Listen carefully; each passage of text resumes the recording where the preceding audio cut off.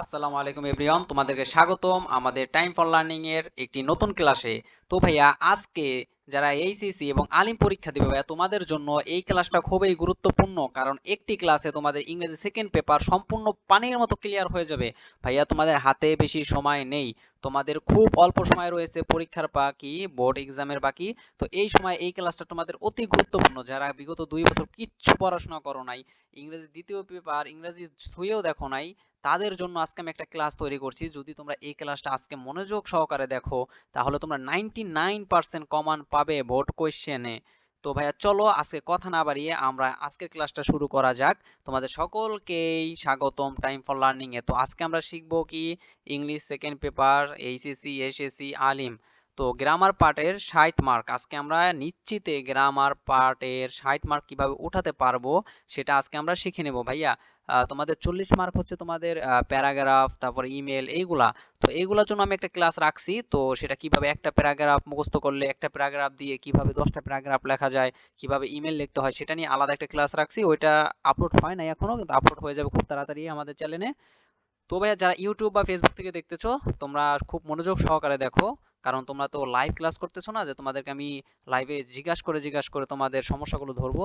তাই তোমরা খুব মনোযোগ সহকারে আজকের ক্লাসটা দেখবে। তোমাদের কাছে সকলের কাছে আমি প্রথমেই অ্যাটেনশন চেয়ে নিচ্ছি, কারণ মনোযোগ সহকারে না দেখলে তোমরা কিচ্ছু বুঝতে পারবে না। তো চলো বেশি কথা না বলে আজকের ক্লাস শুরু করা যাক। তো ভাইয়া, আজকের ক্লাসে আমরা কি কি শিখবো? প্রিপোজিশন ও article, changing sentence with clause, completing sentence, tense, narrative, modifiers, connectors, synonym, antonym, punctuation, এইগুলাই তোমরা বিগত 2 বছর ধরে শিখে আসতেছো। তো যারা ভাইয়া বুঝতে পারো না এগুলো, আজকে আমি তাদেরকে পুরো পানির মতো করে ক্লিয়ার করে বুঝিয়ে দিব। এবং যারা বিগত 2 বছরের বইটা ছুঁয়েও দেখো নাই ইংরেজি, তাদেরকে, তাদের জন্যই আমি মূলত এই ক্লাসটা তৈরি করছি। তোমাদের প্যারা নেওয়ার কোনো কারণ নাই, তোমরা আজকে মনোযোগ সহকারে ক্লাসটা দেখো, তোমাদের সকল কিছু পানির মতো ক্লিয়ার হয়ে যাবে। তো ভাইয়া, চলো শুরু করা যাক। তো ভাইয়া, কিছু কিছু বোর্ড কোশ্চেন আমরা অ্যানালাইসিস করে দেখলাম, কয়েকটাই তোমার আর্টিকেল আসে কিন্তু প্রিপোজিশন আসে না। আবার কতটায় হচ্ছে তোমার প্রিপোজিশন দেয়, তারপর আর্টিকেল দেয় না। আবার কিছু কিছুটা আছে তোমার প্রিপোজিশনও দেয়, আর্টিকেলও দেয়। তো ভাই, চলো আমরা প্রিপোজিশনও শিখবো, আর্টিকেলও শিখবো, যাতে যেখান থেকে যেভাবে আসুক আমরা যেন সবভাবেই দিতে পারি। তো প্রথমে ভাই আমরা প্রিপোজিশন শিখবো। তো ভাই, প্রিপোজিশন মানে কি? প্রিপোজিশন হচ্ছে আমাদের একটা শব্দর পরিপূর্ণ করার জন্য কিছু কানেক্টিভ ওয়ার্ড, অর্থাৎ কানেক্টর না, এটা কানেক্টর না, কিন্তু মানে তোমার হচ্ছে অর্থটাকে পরিপূর্ণ করার জন্য আমাদের যেই শব্দগুলো ব্যবহার হয় সেগুলো হচ্ছে প্রিপোজিশন। দেখো ভাই, এখানে কিন্তু টুপোসিয়ল, এখানে দেখো ড্যাশ গেটিং, মানে অর্থাৎ তোমাদের শূন্যস্থান এক ধরনের ধরতে গেলে, কিন্তু এটা হচ্ছে তোমাদের না দেখে লিখতে হবে, অর্থ বুঝে বুঝে লিখতে হবে। তো দেখো ভাইয়া, আমি নিচে তোমাদের কিছু প্রিপোজিশন দিয়ে রাখছি। তোমরা যদি এইগুলো মুখস্থ করে ফেলো, তাহলে কিন্তু তোমরা প্রিপোজিশন খুব, মানে কি কয়, সহজ ভাবে তোমরা দিতে পারবে। তোমরা কোনো নির্দ্বিধায় তোমরা প্রিপোজিশন দিতে পারবে। আমি এখানে যতগুলো প্রিপোজিশন দিছি ভাইয়া, এর ভিতর থেকেই প্রিপোজিশন আসে। তো ভাইয়া, প্রিপোজিশন বোঝার কিছু নেই, প্রিপোজিশন বোঝার কিছু নেই। তোমরা জাস্ট এখানে যে করার, যতগুলো আমি প্রিপোজিশন দিয়ে দিয়েছি, তোমরা এগুলো একটু ভালোভাবে দেখবে এবং যদি প্রয়োজন হয় মুখস্থ করে নিবে। এগুলো খুব সহজ প্রিপোজিশন। দেখো, টু অত প্রতীক আছে, বাই অত দ্বারা পাশে, বিসাইড অত পাশে, বিনিথ অত নিচে, বিহাইন্ড অত পিছনে, অ্যাবোট অর্থ সম্পর্কে প্রায়, এগুলো তোমরা সবই জানো। এখানের অধিকাংশই তোমরা সকলেই জানো, কিন্তু চর্চা করার কারণে হয়তো তোমাদের সেগুলো বাধা হয়ে যায়। তো ভাইয়া, তোমরা এগুলো একটু খুব ভালোভাবে দেখবে। তো আমাদের প্রিপোজিশন, এগুলো দেখলেই প্রিপোজিশন তোমরা 99% কমন পেয়ে যাবে। ওকে, প্রিপোজিশন শেষ। এখন এখন আসে আর্টিকেল। পৃথিবীতে সব থেকে সহজ আছে আর্টিকেল। দেখো ভাইয়া, ইংরেজি শব্দের শুরুতে যদি অ, আ, ই, ই, এ, ও, ও, ও এর মতো উচ্চারণ হয়, তাহলে সেখানে এন বসবে, আর বাকি সব জায়গায় এ বসবে অথবা ক্রস চিহ্ন হবে। অর্থাৎ সব জায়গায় যে আমাদের আর্টিকেল বসাতে হবে, বিষয়টা এরকম না, কিছু কিছু জায়গায় আমাদের ক্রস চিহ্ন হবে। দেখো ভাই, এখানে আমি তোমাদের সিম্পল একটা কোয়েশ্চেন দিয়ে রাখছি, যাতে তোমরা খুব সোজা সহজে বুঝতে পারো। দেখো, বাংলাদেশ ইজ এ, দেখো ইন্ডিপেন্ডেন্ট, দেখো এই যে শূন্যস্থান, শূন্যস্থানের পরে ইন্ডি, এটা কি? ই, ই, ই, ই একটা দেখো ভাই, ই এর মতো একটা উচ্চারণ হচ্ছে। ভাই দাঁড়াও, আমি একটু সরি, একটু পানি খেয়ে নিচ্ছি।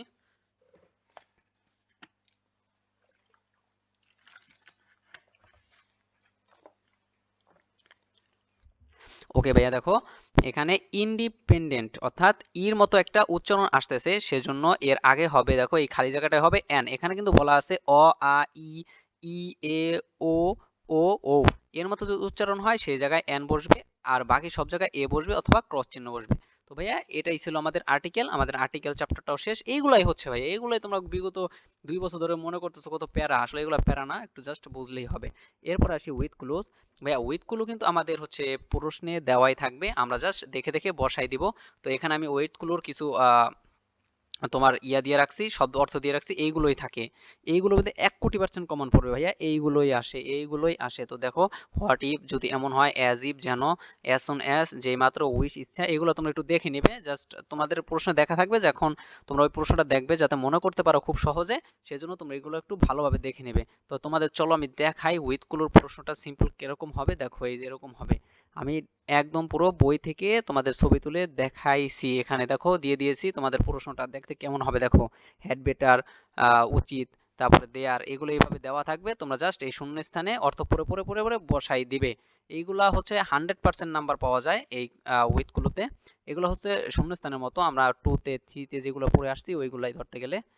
তবে আশা করি বুঝতে পারছো। তো এখন চলো আমরা চেঞ্জিং সেন্টেন্স যাই। চেঞ্জিং সেন্টেন্স আমরা শিখবো 5 মিনিটে। চেঞ্জিং সেন্টেন্স নিয়ে আমরা ক্লাস 8 থেকে যে প্যারা খাইতে খাইতে খাইতে খাইতে আসতেছি ভাইয়া, এত প্যারা খাওয়ার দরকার নাই। চেঞ্জিং সেন্টেন্স শিখবো আমরা 5 সেকেন্ড, সরি ভাইয়া 5 মিনিটে। 5 সেকেন্ডটা পুরো বেশি হয়ে যায়। তো চেঞ্জিং সেন্টেন্স কি, একটা শব্দকে পরিবর্তন করা, এটা কি তো চেঞ্জিং সেন্টেন্স বলে। তো চলো আমরা আজকে খুব সহজ ভাবে চেঞ্জিং সেন্টেন্স আমরা শিখে নেই। তো অ্যাসার্টিভ, অ্যাসার্টিভ মানে হচ্ছে কি সাধারণ কথাই, যে আমি তোমাদের সাথে সাধারণ কথা বলতে, যেমন আমি যাই খাই, এগুলো হচ্ছে অ্যাসার্টিভ সেন্টেন্স। অ্যাফার্টিভ সেন্টেন্স হচ্ছে হা বোধক, যেমন আমি সৎ, সৎ এটা কি একটা ভালো না, ভালো, ভালো প্রকাশ করে, তার মানে এটা হচ্ছে একটা অ্যাফার্মেটিভ সেন্টেন্স। নেগেটিভ সেন্টেন্স হচ্ছে না বোধক। ইম্পেরেটিভ সেন্টেন্স হচ্ছে আদেশ, অনুরোধ। ইন্টারোগেটিভ সেন্টেন্স হচ্ছে প্রশ্ন, যেমন তুমি কি করো, কি খাও। অপটেটিভ হচ্ছে দোয়া, ইচ্ছা ইত্যাদি। এক্সক্লেমেটরি, এটার সাথে আমরা সকলেই পরিচিত, অর্থাৎ আবেগ বিস্ময়, ওয়াও কত সুন্দর ফুল, এরকম একটা আবেগ বোঝায়, সেটাকে বলে এক্সক্লেমেটরি সেন্টেন্স। তারপরে গঠন অনুযায়ী সেন্টেন্স 3 প্রকার: সিম্পল, কমপ্লেক্স, কম্পাউন্ড। এটা তোমরা যখন বাংলা ব্যাকরণ একটা ক্লাস আছে তোমাদের জন্য তৈরি করে রেখেছি, খুব তাড়াতাড়ি আপলোড হয়ে যাবে, সেখানে কিন্তু দেখবে তোমরা বাক্যতত্ত্ব যখন পড়বে তখন দেখবে এই চেঞ্জিং সেন্টেন্স আর বাক্যতত্ত্ব ভাইয়া সম্পূর্ণ এক। তো ভাই দেখো, সিম্পল অর্থাৎ সাধারণ বাক্য, একটি ভার্ব এবং একটি ক্রিয়া, একটি ক্রিয়া থাকে, অর্থাৎ একটি ভার্ব একটি সাবজেক্ট থাকে, সেটাকে বলা হয় সিম্পল সেন্টেন্স। যেমন সে যায়, আর কোনো মানে সরল সোজা, মানে সে যায় খায় ইত্যাদি। তারপর কমপ্লেক্স, মেইন, সাবঅর্ডিনেট ভাব, এত নকশা তোমাদের দরকার দরকার নেই ভাইয়া। মেইন কি, সাবঅর্ডিনেট ভাব, এগুলো সব বাদ দাও। আমি তোমাদেরকে বলতেছি, তুমি সেগুলো খুব মনোযোগ মনোযোগ দিয়ে শোনো, হ্যাঁ।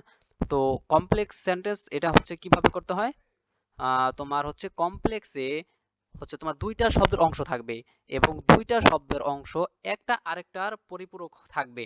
যেমন ধরো তোমার 2টা শব্দের অংশ থাকবে এবং একটা আরেকটার অর্থ প্রকাশ করবে, অর্থাৎ একটা শব্দ আরেকটা শব্দ ছাড়া পরিপূর্ণ অর্থ হবে না, সেটাকে কমপ্লেক্স সেন্টেন্স বলে। 2টা শব্দের তোমার অংশ থাকবে, একটার উপর আরেকটা ভিত্তি করবে। যখন আমরা প্র্যাকটিক্যাল দেখবো তখন এটা বুঝতে পারবে। কম্পাউন্ড হচ্ছে 2টা অংশ থাকবে এবং 2টারই হচ্ছে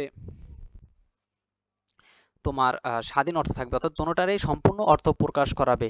এটা হচ্ছে কম্পাউন্ড সেন্টেন্স, অর্থাৎ 2টা অংশ থাকবে এবং 2টারই অর্থ পরিপূর্ণ থাকবে। তো ভাই চলো আমরা একটু প্র্যাকটিক্যাল দেখে নেই উদাহরণ সহ। তো অ্যাসার্টিভ সেন্টেন্স কি বলেছিলাম ভাইয়া, বর্ণনামূলক বাক্য, যেরকম যে বাক্যে সাধারণ কথা বলা বোঝায়, যেমন আই গো টু স্কুল, আমি স্কুলে যাই, এটা হচ্ছে অ্যাসার্টিভ সেন্টেন্স। এরপর হচ্ছে অ্যাফার্মেটিভ সেন্টেন্স, অর্থাৎ হা বোধক, যে বাক্যে একটি হা অর্থাৎ সত্য কথা বোঝায়, তা হা হা একটা ছাড় পাওয়া যায়, একটা নেগেটিভ একটা পজিটিভ জিনিসের ছাড় পাওয়া যায়, সেটাকে অ্যাফার্মেটিভ সেন্টেন্স বলে। যেমন she is honest, she is honest, যেমন সে হয় সৎ। ওকে, নেগেটিভ সেন্টেন্স কি, এটা তো আমরা সকলেই জানি, না বোধক, যে বাক্যে না কাজ হওয়া বোঝায় তাকে নেগেটিভ সেন্টেন্স বলে। যেমন শি ইজ নট হনেস্ট, সে সৎ নয়। ইম্পারেটিভ সেন্টেন্স কি বলেছিলাম ভাইয়া, আদেশমূলক, অর্থাৎ যদি কোনো আদেশ, উপদেশ এগুলো বোঝায় সেটাকে ইম্পারেটিভ সেন্টেন্স বলে। যেমন ওপেন দ্য ডোর, দরজাটি খোলো, এখানে আমি তোমাকে আদেশ করতেছি, তোমাকে আমি হুকুম করতেছি দরজাটি খোলো, হ্যাঁ, ওপেন দ্য ডোর, এটাকে বলে কি, ইম্পারেটিভ সেন্টেন্স। ওকে, এরপর হচ্ছে ইন্টারোগেটিভ সেন্টেন্স, অর্থাৎ প্রশ্নবোধক সেন্টেন্স, এটা তো আমরা সকলেই জানি। যেমন হোয়াট ইজ ইউর নেম, তোমার নাম কি, দেখো এখানে কিন্তু প্রশ্ন করা হয়েছে যে তোমার নাম কি। ওকে, অপটেটিভ সেন্টেন্স কি, ইচ্ছাসূচক বাক্য, অর্থাৎ যে বাক্যে ইচ্ছা, প্রার্থনা, আশীর্বাদ বোঝায়, যেমন দোয়া, প্রার্থনা বোঝায় না, সেগুলাকে অপটেটিভ সেন্টেন্স বলে। যেমন মে ইউ লিভ লং, তুমি দীর্ঘজীবী হও, এটা কি তোমার প্রতি আমি একটা দোয়া দোয়া করতেছি না, একটা দোয়া একটা ইয়া করতেছি। তো এটাকে বলে হচ্ছে অপটেটিভ সেন্টেন্স, অর্থাৎ দোয়া, আশীর্বাদ ইত্যাদি ইত্যাদি বোঝায়। এক্সক্লেমেটরি সেন্টেন্স অর্থাৎ বিস্ময়সূচক, অর্থাৎ একটা মনের ভাব প্রকাশ করা, অর্থাৎ চমকে যাওয়া, যেরকম হোয়াট এ বিউটিফুল ফ্লাওয়ার, কত কি সুন্দর ফুল। দেখো এখানে কিন্তু একটা চমকে গেছে, ফুলটা কত সুন্দর। তো এটাকে বলে এক্সক্লেমেটরি সেন্টেন্স। ওকে, এবার আমরা গঠন অনুযায়ী তিন প্রকার সেটা দেখব। সিম্পল সেন্টেন্স, সরল বাক্য বলছিলাম যে আই গো টু স্কুল, আমি স্কুলে যাই, বা আই রিড এ বুক, আমি একটি বই পড়ি। হ্যাঁ, একদম পুরো সরল সোজা যেটাকে বলা হয় সেটা মানে সরল, সরল মানে সিম্পল, সিম্পল মানে কি সরল, সরল সোজা বাক্য যেটাকে বলা হয় সেটা হচ্ছে আমাদের সিম্পল বাক্য, যেমন আই রিড এ বুক, আমি একটি বই পড়ি। ওকে, এরপরে বলছিলাম ভাইয়া কমপ্লেক্স সেন্টেন্স কি, দুইটা অংশ থাকবে শব্দের এবং দুটোটার উপর ভিত্তি করবে, কোনোটা ছাড়াই কোনোটার অর্থ পরিপূর্ণ হবে না। যেরকম দেখো এখানে যদি দেখি, আই নো, আমি জানি, দ্যাট, যে, হি ইজ হনেস্ট, সে হয় সৎ। ওকে, দেখো ভাইয়া এখানে একটা জিনিস বোঝার রয়েছে, এখানে একটা জিনিস বোঝার রয়েছে, যেমন আই নো দ্যাট হি, আমি জানি যে সে, সে কি, তুমি জানো সে কি, ইজ হনেস্ট, সে হয় সৎ, অর্থাৎ হি ইজ হনেস্ট, অর্থাৎ সে হয় সৎ। এখন দেখো যদি আমি যদি এটুকু বলি যে আই নো দ্যাট হি, আমি জানি যে, তো তুমি কি জানো সে, যে কি কি তুমি কি জানো, তারপর যদি আমি বলি ইজ হি হনেস্ট, অর্থাৎ সে হয় সৎ, তাহলে আমি জানি যে সে হয় সৎ, তাহলে বাক্যটা পরিপূর্ণ হয়। কিন্তু আমি যদি এটুকু বলি ইজ হনেস্ট, হয় সৎ, কে হয় সৎ, বাক্যটা কি পরিপূর্ণ হয়? অর্থাৎ দেখো ভাইয়া এখানে শব্দের দুইটা, এই যে একটা অংশ, আর দেখো ভাইয়া এই যে একটা অংশ, এই যে একটা অংশ, এই দুটোটা অংশই দুটোটার পরিপূরক, অর্থাৎ এই দুইটা অংশ, এই দুইটা অংশের সাথে তোমার পরিপূরক, একটা ছাড়া আরেকটা পরিপূর্ণ হয় না, এটাকেই বলে কমপ্লেক্স, অর্থাৎ শব্দের দুইটা অংশ থাকবে এবং দুটোটার পরিপূরক, কোনোটা ছাড়া কোনোটার অর্থ পরিপূর্ণ হবে না। এবার কম্পাউন্ড সেন্টেন্স, সব থেকে সহজ সেন্টেন্স, অর্থাৎ দুইটা শব্দ থাকবে এবং মাঝখানে জাস্ট একটা সংযোজক বা কানেক্টর থাকবে, যেমন হি ইজ ওয়ার্ক হার্ড, সে অনেক কঠোর পরিশ্রম করে। দেখো এটা কিন্তু পরিপূর্ণ বাক্য হয়ে গেছে। তারপরে অ্যান্ড, এই যে অ্যান্ড হচ্ছে সংযোজক, দেখো এখানে আমি কিছু তোমাদের সংযোজক দিয়ে রাখছি, এইগুলা দেখে তোমরা চিনতে পারবে যেটা কম্পাউন্ড সেন্টেন্স। তো দেখো he is hard work and he pass the exam, সে কঠোর পরিশ্রমী এবং সে পরীক্ষায় পাশ করেছে। দেখো এখানে আমি যদি শুধু বলি যে হি ওয়ার্ক হার্ড, সে কঠোর পরিশ্রমী, তো দেখো এটা কিন্তু অর্থ পরিপূর্ণ হয়ে যায়। তারপরে যদি আমি এন্ড এর পরে যে হি পাস দ্য এক্সাম, সে পরীক্ষায় পাশ করেছে, দেখো এটাও কিন্তু পরিপূর্ণ অর্থ হয়ে যায়, শুধু মাঝখানে একটা আমি সংযোজক এন্ড বসিয়ে এই দুইটা শব্দকে আমি একত্রিত করে দিলাম, অর্থাৎ দুইটা শব্দের, একটা শব্দে দুইটা অংশ থাকবে এবং দুটোটারই পরিপূর্ণ অর্থ থাকবে এবং মাঝখানে একটা কানেক্টরস বা সংযোজক থাকবে। তো এই ছিল আমাদের চেঞ্জিং সেন্টেন্স। দেখো কত সোজা চেঞ্জিং সেন্টেন্স, এর থেকে সোজা মানে আর কিছু হয় না। এরপর হচ্ছে right form of verb tense, যেটা আমরা এই চেঞ্জিং সেন্টেন্সের মতোই প্যারা নিতে নিতে আসতেছি। তো চলো আমরা 3 মিনিটে গুণে রাখো ভাইয়া, 3 মিনিটে আমরা রাইট অফ ফর্ম ভার্ব শিখবো। তো দেখো ভাইয়া ভার্বের হচ্ছে 3টা ফর্ম, যেমন base form, past form, past participle form, এত নকশা দরকার নাই। ভার্বের ভার্ব নাম্বার আমাদের ভার্ব 1, ভার্ব 2, ভার্ব 3, যেমন ভার্ব 1 হচ্ছে গো, ভার্ব 2 হচ্ছে ওয়েন্ট, ভার্ব 3 হচ্ছে গান। এখানে আমি তোমাদের কিছু তোমাদের ভার্ব দিয়ে রাখছি, তোমরা একটু সিম্পল সিম্পল কিছু ভার্ব পড়ে যাও, খুব সোজা হবে। দেখো এখানে আমি তোমাদের একটা সিম্পল প্রশ্ন দিয়ে রাখছি যে তোমাদের পরীক্ষায় কিরকম প্রশ্ন হবে, যেমন হি, গো, এখানে কি ভার্ব, এবার কোন ভার্বের কোন ফর্ম হবে, হির সাথে কোনটা হবে, এইগুলা তোমাদের বসাতে হবে, আইএনজি যুক্ত হবে নাকি ইডি যুক্ত হবে না কি যুক্ত হবে, সেটাই তোমাদের বসাতে হবে। তো চলো আমরা টেন্স শিখি। তো টেন্স অত ক্রিয়ার কাল, এটা সকলেই জানো। তো টেন্সের বর্তমান টেন্স অর্থাৎ প্রেজেন্ট টেন্স 3 প্রকার, present indefinite tense, present continuous tense, present perfect tense. Past tense 3 প্রকার, past indefinite, past continuous, past perfect. Future tense এক প্রকারই, ফিউচার টেন্স একটাই হয়, সেটা হচ্ছে ফিউচার টেন্স, অর্থাৎ উইল দিয়ে যেটাকে প্রকাশ করা হয়। তো চলো আমরা উদাহরণ দেখে নেই। প্রেজেন্ট ইনডিফিনিট টেন্স অর্থাৎ subject plus verb 1 plus object. তো ভার্ব 1 কি বলছিলাম ভাইয়া, এখানে ভার্ব 1 হচ্ছে, এটা হচ্ছে ভার্ব 1 মূল ভার্ব, আর এটা হচ্ছে ভার্ব 2, এটা হচ্ছে ভার্ব 3। গো অর্থ যাওয়া, ওয়েন্ট ভার্বের 2, এটা অর্থ যাওয়া। গান এটা হচ্ছে ভার্বের 3 নম্বর ফর্ম, এটা অর্থ যাওয়া। তো চলো দেখি প্রেজেন্ট ইনডিফিনিট টেন্সে subject plus verb 1 plus object. তো সাবজেক্ট কি I, we, they, she, he, এগুলো হচ্ছে সাবজেক্ট। তো আই হচ্ছে সাবজেক্ট, প্লে হচ্ছে ভার্বের ভার্ব নাম্বার 1, আর ফুটবল হচ্ছে অবজেক্ট, অর্থাৎ আই প্লে ফুটবল, আমি ফুটবল খেলি। Present indefinite. প্রেজেন্ট কন্টিনিউয়াস অর্থাৎ বর্তমান সময়ে আমি যে কাজটা করতেছি, যেমন এই যে আমি তোমাদের ক্লাস নিতেছি, এটাকে বলে প্রেজেন্ট কন্টিনিউয়াস। তো বর্তমানে কোনো কাজ চলমান বোঝালে সেটাকে প্রেজেন্ট কন্টিনিউয়াস বলে। যেমন subject plus am is are plus ভার্বের সাথে আইএনজি যুক্ত হবে প্লাস অবজেক্ট। তো দেখো সাবজেক্ট আই, তারপরে এম, এটা হচ্ছে বি ভার্ব, এম যুক্ত করলাম, আই এর সাথে এম হয়, বি ভার্ব এম হয়। তারপরে প্লেইং, প্লে হচ্ছে তোমার ভার্ব ওয়ান, ওয়ানের সাথে আমরা কি বলছি এখানে আইএনজি যুক্ত করতে, তো প্লেইং।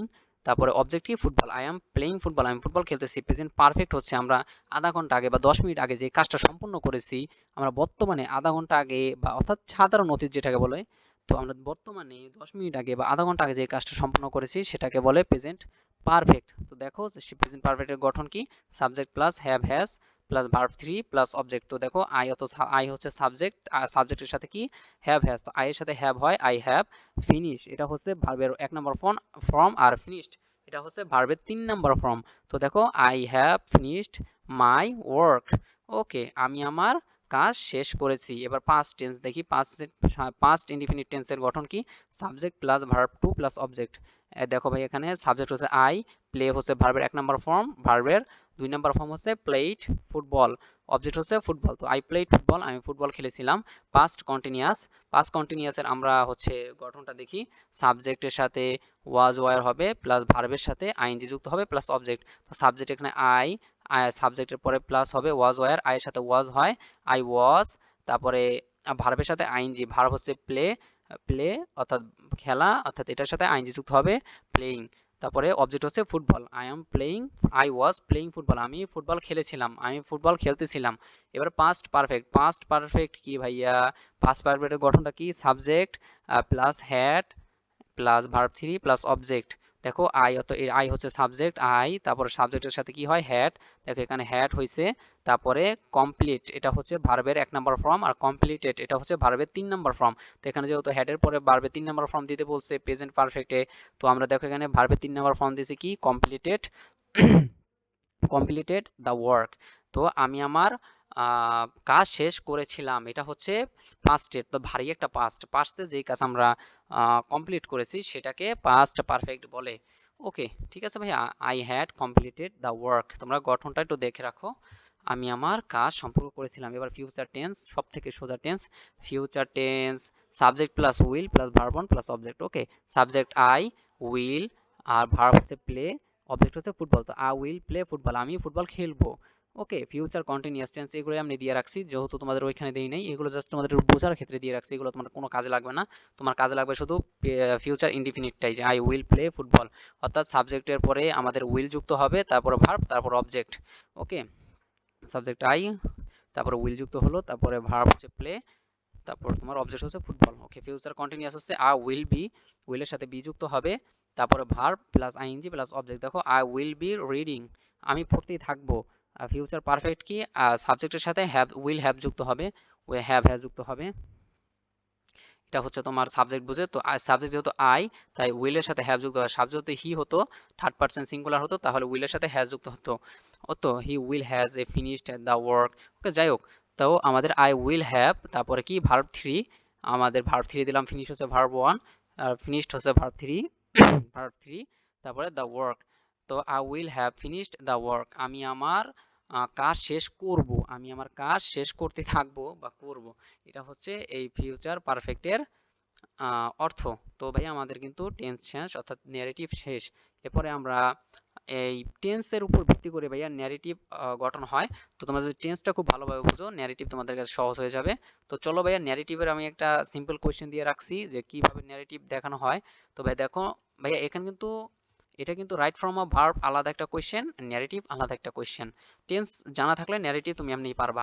তো আশা করি তোমরা টেন্স বুঝতে পারছো। তো চলো আমরা এখন ন্যারেটিভে চলে যাই। ন্যারেটিভ হচ্ছে হি সেড টু মি, যে এরকম এরকম দেওয়া থাকবে ইনডাইরেক্ট কথা, এটাকেই তোমাদেরকে ডাইরেক্ট লিখতে হবে। তো দেখো ভাইয়া, চলে যাই ডাইরেক্ট থেকে ইনডাইরেক্ট কিছু ট্রান্সলেশন আমি এখান থেকে রাখছি। যদি ডাইরেক্ট তোমার নাও থাকে তাহলে দেন হবে, টুডে থাকলে দ্যাট ডে হবে, ইয়েস্টারডে থাকলে দ্য প্রিভিয়াস ডে হবে, টুমোরো থাকলে দ্য নেক্সট ডে হবে, হেয়ার থাকলে দেয়ার হবে, দিস থাকলে দ্যাট হবে, দোজ থাকলে দেশ থাকলে দোষ হবে, অ্যাগো থাকলে বিফোর হবে। ওকে, এগুলো তোমরা একটু দেখে নিবে। তারপরে সেড টু থাকলে টোল্ড হবে, যেমন হি সেড টু মি, সে আমাকে, দেখো এখানে হি সেড টু মি আছে, সেড টু থাকলে টোল্ড হবে, তাহলে হি টোল্ড মি। আর এই যে কমা দেখতেছো ভাই, কমাট উঠে গিয়ে দ্যাট হবে, হি ওয়াজ হ্যাপি, যদি প্রেজেন্ট থাকে তাহলে পাস্ট হবে, এটা হচ্ছে নিয়ম। তো আদেশ উপদেশ বোঝালে অর্ডার বা অ্যাডভাইস রিকোয়েস্ট প্লাস টু বসে। তো দেখো father said to me, father আমাকে বললো, এটা ফাদারকে আমাকে একটা আদেশ করলো না, সেজন্য ফাদার অ্যাডভাইসড মি টু, এখানে তোমরা এই কমার পরিবর্তে এখানে দ্যাট বসাতে পারো বা টু দিলেও হবে, এটা সমস্যা নাই, স্টাডি রেগুলারলি। ওকে, তারপর নট টু বসে, না বোধক হলে নট টু বসে, যেমন mother said do not run, আমরা চেঞ্জ করব এটার ভিতরেরটা দেখে। Okay, do not run, mother advise অর্থাৎ মাদার আমাকে আদেশ করলো মি নট টু রান, দেখো এখানে কি বসে, যদি না বোধক হয় তাহলে নট টু বসে, এখানে যেহেতু ডু নট এটা একটা না বোধক, সেজন্য এখানে নট টু রান বসেছে, তুমি দুইটাইও না। প্রশ্নবোধক বোঝালে সেট টুর পরিবর্তে আক্স বসে, যেমন ইয়েস নো কোশ্চেনের ক্ষেত্রে আমাদের হচ্ছে যে প্রশ্নগুলা তোমাদের অ্যান্সার অর্থাৎ প্রশ্ন করলে ইয়েস নো দিয়ে উত্তর করা যায় সেগুলোকে বলে ইয়েস নো কোয়েশ্চেন। ওকে, যেমন কেমন হোয়াটস ইজ, যেমন আর ইউ উইক, তুমি কি খেয়েছো, ইয়েস অথবা নো, এটা কিন্তু ইয়েস নো দিয়ে করলে কিন্তু প্রশ্নের উত্তর হয়ে যায়। কিন্তু আমি যদি বলি হোয়াট ইজ ইউর নেম, তোমার নাম কি, এটাও কিন্তু একটা প্রশ্ন, আমি যদি বলি নো, এটা কি কোনো উত্তর হলো, তখন এটা হবে ডাব্লিউএস কোশ্চেন, ডাব্লিউ কোশ্চেন একটু লং উত্তর হয়। তো দেখো ভাইয়া ইয়েস নো কোশ্চেনের ক্ষেত্রে ইফ রাদার বসে, যেমন he said to me, he asks me, কোশ্চেনের ক্ষেত্রে আমাদের আস্ক দিতে হবে, সেড থাকলে আস্ক দিতে হবে, আমরা ওখানে পড়েছিলাম, এই যে এখানে পড়ে এসেছিলাম, আমরা এখানে পড়ে এসেছিলাম, এখানে তোমরা ভালো করে দেখে নেবে। তো এই দেখো এখানেও দেওয়া আছে সেড টু থাকলে আস্ক হবে। তো দেখো হি সেড টু মি অর্থাৎ হি আস্কস মি, এটা এটা উঠে গিয়ে তোমরা এখানে ইফ দেওয়া আছে, রাদার দেওয়া আছে, তোমরা ইফ দিতে পারো, দ্যাট দিতে পারো, যেহেতু এখানে ইফ দেওয়া আছে আমরা ইফ দিব, এটা উত্তম। তো ইফ আই ওয়াজ ইল। ওকে, তারপরে ডাব্লিউএস কোশ্চেনের ক্ষেত্রে ডাব্লিউএস ওয়ার্ড ঠিক থাকে, অর্থাৎ ডাব্লিউএস কোশ্চেনের ক্ষেত্রে কোনো পরিবর্তন হয় না, যেমন হি সেড, হি আস্কস, এখানে দেখো there I lived, where do you live, he asked, এখানে এটার পরিবর্তে তোমরা দ্যাট দিতে পারো, নাও দিতে পারো, সমস্যা নেই, তোমাদের ইচ্ছা। হোয়ার আই লিভড, আমি কোথায় ছিলাম, বসবাস করেছিলাম। এক্সক্লেমেটিভ সেন্টেন্সের ক্ষেত্রে আমাদের বিস্ময়সূচক তোমার সেন্টেন্সের ক্ষেত্রে আমাদের একটা আবেগ বোঝানোর জন্য আমরা কি কি ব্যবহার করব, যেমন এক্সক্লেমেটেড উইথ জয়, সরো, সারপ্রাইজড, এইগুলো হচ্ছে বেশিরভাগ আমাদের ব্যবহৃত হয়, পরীক্ষায় আসে, সেজন্য আমি এগুলো দিয়ে রাখছি, আরো ইত্যাদি আসে, ওগুলো তো একটা গুরুত্বপূর্ণ না। দেখো he said hurrah we won the game, সে বলল আমরা গেমটা জিতে গিয়েছি, অর্থাৎ দেখো এটা কি আমরা কিভাবে ট্রান্সলেশন করি, হি এক্সক্লেমেটেড উইথ জয়, এখানে কি বলেছিলাম ভাইয়া, যদি কোনো আবেগময় কিছু বোঝানো হয় তাহলে এক্সক্লেমেটেড উইথ জয়, সরো বা সারপ্রাইজড এটা বসবে। তো দেখো এখানে আমি বসাইছি হি এক্সক্লেমেটেড উইথ জয়, দেখো এই যে কমা উঠে গিয়ে এখানে দ্যাট বসে, that they had won the game, তারা গেমটা জিতে গিয়েছিল, এটা হচ্ছে পাস্ট পারফেক্ট ভাইয়া, ওই যে পাস্ট পারফেক্ট বলেছিলাম হ্যাড, হ্যাড দিয়া, তো টেন্স বোঝা থাকলে এগুলো ইজি। তো ভাই আশা করি তোমরা বুঝতে পেরেছো। দেখো হি সেইড, তা সে বলল, হুররা উই ওন দ্য গেম, আমরা গেমটা জিতে গিয়েছিলাম, আমরা গেমটা জিতে গিয়েছি, দেখো এটা প্রেজেন্ট পারফেক্ট আছে, তাই এখানে আমরা পাস্ট পারফেক্ট দিয়ে দিলাম, প্রেজেন্ট ইনডিফিনিট থাকলে আমরা পাস্ট টেন্স দিতাম। ওকে ভাইয়া, তো দেখো হি এক্সক্লেমেটেড উইথ জয় দ্যাট, এই কমা উঠে গিয়ে দ্যাট হয়েছে, তারপরে যেহেতু এটা প্রেজেন্ট ইনডিফিনিট প্রেজেন্ট পারফেক্ট আছে, তাই আমাদের এটা পাস্ট পারফেক্ট দিতে হবে, যে that they had won the game, দেখো হ্যাড এর পরে উইন হচ্ছে তোমার এক নাম্বার ফর্ম, আর ওন হচ্ছে ভার্বের 3 নাম্বার ফর্ম, তো হ্যাড প্লাস ওন অর্থাৎ ভার্বের 3 নাম্বার ফর্ম, তারপরে হচ্ছে তোমার অবজেক্ট দ্য গেম। ওকে, আশা করি বুঝতে পেরেছো, he exclaimed with joy that they had won the game. Okay, তো এটাই ছিল আমাদের ন্যারেটিভ আশা করি তোমরা বুঝতে পারছো। এরপর হচ্ছে মডিফায়ার্স হচ্ছে একটা শব্দকে মডিফাই করে, যেমন আমরা আমাদের গাড়ি, মোটরসাইকেল বা আমাদের বাইক যেরকম মডিফাই করি ওরকম হচ্ছে মডিফাই করে, অর্থাৎ ভার্ব অর্থাৎ একটা শব্দকে মডিফাই করে। দেখো এখানে আমি তোমাদের সিম্পল একটা প্রশ্ন দিয়ে রাখছি, যাতে তোমরা খুব সুন্দরভাবে বুঝতে পারো যে তোমাদের প্রশ্নটা কিভাবে থাকবে বোর্ড কোয়েশ্চেনে। যেমন the boy dash in the flight, এই আবিজাবি, দেখো এখানে এই প্লেকে মডিফাই করতে হবে। তো চলো আমরা দেখে নিই মডিফায়ার প্রধানত দুই প্রকার, প্রি মডিফায়ার অর্থ নাউনের আগে যেটা বসে সেটাকে বলা হয় প্রি মডিফায়ার, পোস্ট মডিফায়ার বলা হয় যেটা পরে বসে। তো মডিফায়ার তো আমরা বুঝলাম, নাউন কি, নাউন হচ্ছে নাম, যেমন একটা জিনিসের নাম, যেমন গাছ, মানুষ, গাছপালা, এগুলো কোনো জিনিসের নামকেই নাউন বলে। তো দেখো এখানে নাউন কোনটা ভাইয়া, নাউন হচ্ছে গার্লস হচ্ছে নাউন, আর এটাকে মডিফাই করছে কি বিউটিফুল। তো নাউনের আগে যেটা বসে নাউনকে মডিফায়ার করে সেটাকে বলা হয় প্রি মডিফায়ার। দেখো এটা হচ্ছে নাউন, আর এই বিউটিফুল সুন্দর, এই সুন্দর হচ্ছে তোমার হচ্ছে মডিফায়ার। তো এটা দেখো নাউনের আগে বসছে, আগে বসে এই মেয়েটাকে মডিফাই করছে, অর্থাৎ মেয়েটা সুন্দর, মেয়েটা সম্পর্কে একটা তথ্য দিচ্ছে, সেজন্য এটা হচ্ছে প্রি মডিফায়ার, যেটা নাউনের আগে বসে তোমার নাউনকে মডিফায়ার করে। এবার পোস্ট মডিফায়ার সেম, দেখো এখানে হচ্ছে দ্য বয়, একটি ছেলে, এটা হচ্ছে নাউন। দেখো নাউনের পরে বসে ইন দ্য রুম, সে রুমের ভিতরে আছে, এটা তার সম্পর্কে একটা তথ্য দেওয়া। দেখো এটা পোস্ট মডিফায়ার হচ্ছে নাউনের পরে বসে, অর্থাৎ বয় হচ্ছে নাউন, আর এই যে ইন দ্য রুম, সে রুমের ভিতরে আছে, এটা তার পরে বসে তাকে মডিফাই করছে, অর্থাৎ তার সম্পর্কে একটা ধারণা দিছে। চলো ভাই আমরা আরো সহজভাবে শিখি। দেখো ইউজ প্রেজেন্ট পার্টিসিপেল, এটা হচ্ছে ভার্ব প্লাস আইএনজি দিলেই হয়ে যাবে নাউন। যদি বলে present, use present participle in pre modifier, অর্থাৎ নাউনের আগে ভার্বকে প্রেজেন্ট পার্টিসিপেল করো, তাহলে আমরা ভার্বের সাথে যেটাকে মডিফাই করব সেটা ভার্বের সাথে আইএনজি যুক্ত করে দিলে হয়ে যাবে ইউজ পজেসিভ। এটা হচ্ছে ইউজ পজেসিভ কি ভাইয়া, মাই, ইউর, ইউর, হিজ, হার, এগুলো হচ্ছে ইউজ পজেসিভ। তারপর use pre modifier the noun, অর্থাৎ নাউনের আগে বসে কিছু মডিফায়ার যদি করতে বলে তাহলে আমরা পিরিয়ত কি, আগে নাউনের আগে যদি কিছু বসিয়ে আমরা হচ্ছে কিছু মডিফায়ার করতে হয় তাহলে নাউনের আগে আমরা একটা ভার্ব বসাই দেবো, তাহলেই হয়ে যাবে। যদি ইন ইন্টারফারেন্স বলে তাহলে ভেরি, রিয়েলি, টু, সো, এগুলো। আর ইউজ ইনডিফিনিট, এটা হচ্ছে to verb, two plus verb, টুর সাথে প্লাস ভার্ব হবে।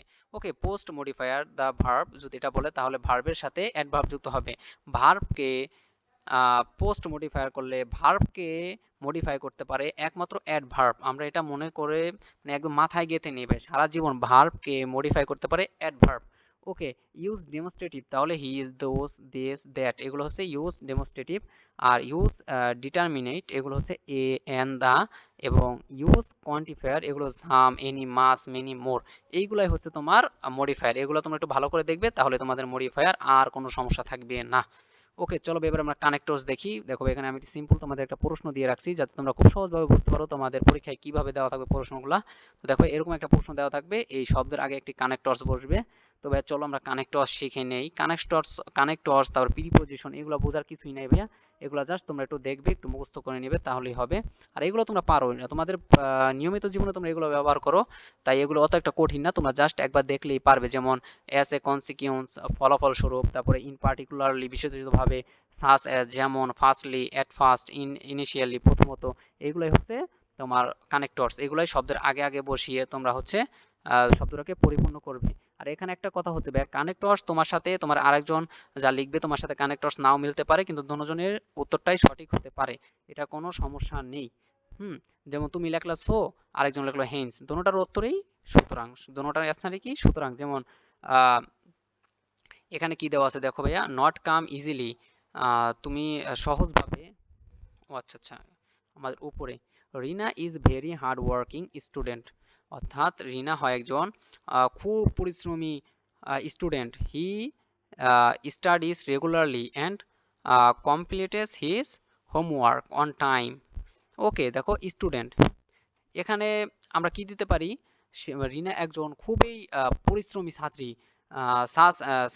তা কি দিতে পারি, তারপর তারপর বা ফাদার মোর দিতে পারি। তাছাড়া, তাছাড়া দিয়ে এখানে আমরা কি বসাতে পারি, ফাদার মোর। তাছাড়া হি স্টাডিজ রেগুলারলি, তাছাড়া সে নিয়মিত, সে তার studies regularly and completes his work, সে নিয়মিত প্রস্তুতি নেয় এবং সে স্টাডি, তিনি, তাছাড়া ফাদার মোর, তাছাড়া সে নিয়মিত স্টাডি করে এবং তার হোমওয়ার্ক কমপ্লিট করে। এখানে ফাদার মোর দিতে পারি, এখানে আমরা ফাদার মোর দিতে পারি। তাছাড়া এইভাবে এভাবে তোমরা হচ্ছে কানেক্টরস গুলো বসাই দিবে। দেখো এখানে আমি যে যতগুলো কানেক্টরস দিয়ে দিচ্ছি ভাইয়া, এগুলোই তোমরা প্রিপারেশন নেবে, এগুলোর মধ্যেই 1,000,000% আসবে, এর বাইরে কিছুই আসবে না। ঠিক আছে, এগুলোর ভিতরে বেশি আসে, কারণ আমি তোমাদের প্রশ্নগুলো অ্যানালাইসিস করেই এখানে আমি ক্লাসটা তৈরি করছি। তো ভাইয়া এগুলোই তোমরা একটু দেখে নেবে। এরপর হচ্ছে সিনোনিম, অ্যান্টোনিম। তো এখানে আমি তোমাদের অ্যান্টোনিম অত একটা কঠিন না, আমাদের সিনোনিম নিয়ে একটু প্যারা খাইতে হয়, সেই জন্য আমি এখানে তোমাদের কিছু সিনোনিম দিয়ে দিছি ভাইয়া, এগুলো তোমরা একটু পড়ে নিবে। যেমন ড্রিমের সিনোনিম হচ্ছে উইশ, স্বপ্ন। স্লিপের সিনোনিম হচ্ছে রেস্ট, ঘুম, পরিশ্রম। লং, লং এর সিনোনিম হচ্ছে লেংটি, লম্বা, দীর্ঘ। রাইটের, রাইটের সিনোনিম হচ্ছে কারেক্ট, সঠিক। হরিবেল এর সিনোনিম হচ্ছে টেরিবল, ভয়ঙ্কর। এগুলো সবই আমরা আমাদের নিত্য জীবনে আমরা ব্যবহার করে থাকি, যার কারণে এগুলো খুবই সহজ শব্দ। তোমরা জাস্ট একবার দেখলে আমার মনে হয় তোমরা পেরে যাবা। তো তোমরা একটু সিনোনিম গুলো একটু দেখে যাবা, একটু মুখস্থ করে যাবা। আমি অ্যান্থোনিম দিই নেই, কারণ অ্যান্থোনিম এসেন সিনোনিম একটু প্যারা খাইতে হয় বেশি। অ্যান্থোনিম আমাদের পারা যায় বিপরীত শব্দ, আর সিনোনিম হতো সমার্থক শব্দ। তো এইগুলো হচ্ছে সিনোনিম। এখানে যেইগুলো দেখতে পাচ্ছ এগুলো সিনোনিম, তোমরা একটু দেখে যাবা তাহলেই হবে। ওকে, এবার হচ্ছে পাঞ্চুয়েশন। পাঞ্চুয়েশন কি আমরা সকলে জানি, বিরাম চিহ্ন। একটা এই যে এরকম একটা শব্দ দেওয়া থাকবে, এখানে তোমাদের দাড়ি কমা বসাতে হবে।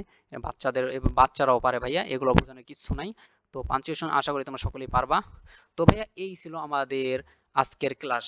তো দেখো ভাইয়া, এইগুলাই তোমরা বিগত 10 বছর যাবত প্যারা খাইতেছো, প্যারা খাইতে খাইতে আসতেছো আর মনে করতেছো খুব কঠিন। আসলে ভাইয়া এত সোজা। ইংরেজি ইংরেজি হচ্ছে তোমার খুব সোজা। আমার মনে হয় বাংলা থেকে ইংলিশ হচ্ছে সোজা বেশি। তো তোমাদের বাংলা অনেক সোজা ভাইয়া। তোমাদের বাংলাও আমি তোমাদের একটা ক্লাস রাখছি ভাইয়া, ও তোমরা আমার মনে হয় কি বাংলায় 100% ভিতরে 100%ই তোমরা কমান পাবা এবং নাম্বার পাবা। তোমাদের বাংলা দ্বিতীয় পত্র নিয়ে তোমরা যারা প্যারা খাও তাদের জন্যই এই ক্লাসটা আমি রাখছি। তো খুব তাড়াতাড়ি আমাদের ইউটিউব চ্যানেলে আপলোড হয়ে যাবে। তো ভাইয়া তোমাদের কাছে আমার একটা রিকোয়েস্ট কি, তোমরা তো আমাদের লাইভ ক্লাস করো না, যার কারণে তোমাদের সকলকে ধরে ধরে আমি শুনতে পারি না তোমরা কোথায় বুঝেছো কি বুঝো নাই। তো তোমরা যারা ইউটিউব বা ফেসবুক থেকে আমাদের ভিডিওটা দেখতেছো, তোমরা ভাইয়া কমেন্টে বলে যাবা। তোমরা কমেন্টে বলে গেলে আমি বুঝতে পারি যে তোমাদের কোথায় বুঝতে সমস্যা হচ্ছে, সেই অনুযায়ী আমি আবার সলভিং করে ক্লাসটা নিতে পারি। আমি তোমাদের, তোমরা যারা যারা বোঝো নাই তারা অবশ্যই কমেন্ট করে যাবা যে ভাইয়া তুমি কোথায় বোঝো নি। আমি অবশ্যই তোমাদের সেটা রিপ্লাই দিব এবং তোমাদের সেই সমস্যাটার সমাধান করে দিব।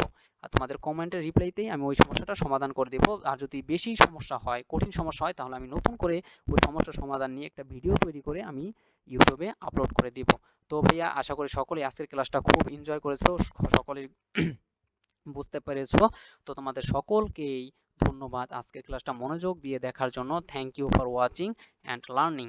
তোমরা আমাদের টাইম ফর লার্নিং এর সাথে থাকবা আরো নতুন নতুন কিছু শেখার জন্য। আমরা তোমাদের সকল কঠিন কঠিন সমস্যাগুলো নিয়ে সমাধান নিয়ে আমরা কাজ করে থাকি, সেজন্য চ্যানেলটাকে সাবস্ক্রাইব করে রাখবা, time for learning. Thank you, subscribe now for more learning. তো আশা করি তোমরা সকলেই আজকে ক্লাসটা খুব ভালোভাবে বুঝতে পারছো। তো দেখা হচ্ছে ভাইয়া নেক্সট ক্লাসে। এতক্ষণ তোমরা সকলে ভালো থাকবা, সুস্থ থাকবা। আল্লাহ হাফেজ, আসসালামু আলাইকুম।